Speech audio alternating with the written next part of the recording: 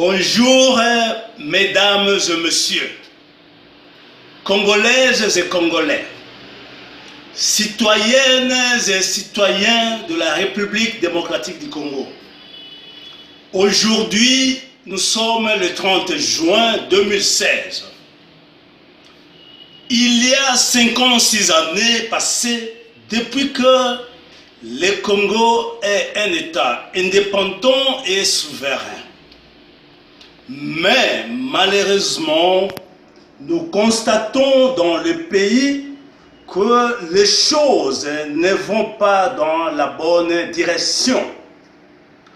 La liberté de l'indépendance veut dire le peuple a droit de jouir de ses droits fondamentaux et liberté conduisant à l'épanouissement intégral de chaque citoyen congolais.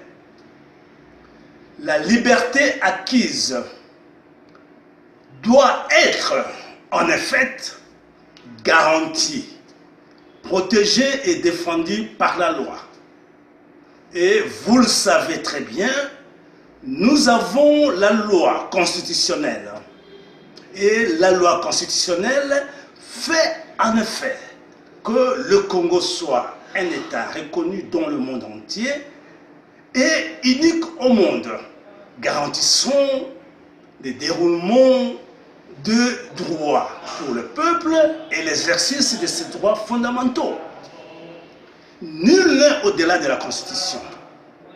Mais aujourd'hui, le chef de l'État, étant à la fin de son deuxième mandat, ne veut pas respecter les délais constitutionnels pour quitter le poste de la présidence de la République.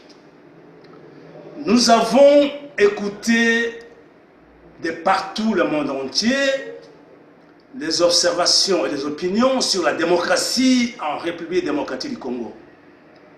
Les pressions ont été faites et sont faites en ce moment sur le chef de l'État pour quitter. Le peuple a fait pression. Le chef de l'État n'écoute pas. Et nous avons parlé à travers le mass média, à travers le social média de Twitter, en conversation avec le peuple congolais. Et la semaine qui est en train de finir, en date du 26, le peuple a déclaré et a décidé que le chef de l'État soit arrêté, jugé et pendu devant le peuple de la République démocratique du Congo. La raison de cette décision est forte. Et la raison est claire. Un peuple souverain, dont la liberté en la souveraineté, est un peuple qui ne doit pas s'aliéner. Notre liberté acquise est une liberté inaliénable. Et pour ce faire, personne n'a le droit d'aliéner l'État souverain congolais. Personne n'a le droit d'aliéner la liberté de l'indépendance du peuple congolais. Voici la raison pour laquelle nous allons procéder à réaliser cette décision du peuple et à faire partir le chef de l'État. Et nous allons maintenir le délai constitutionnel pour arriver à l'attenance le 20 décembre 2016, pour que le peuple puisse voir un nouveau président qui sera élu par le peuple et pour le peuple.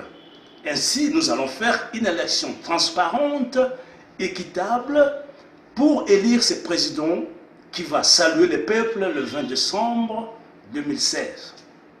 Vous vous imaginez en ce moment le peuple de Béni, qui est peuple congolais, est massacré et le chef de l'État se tait.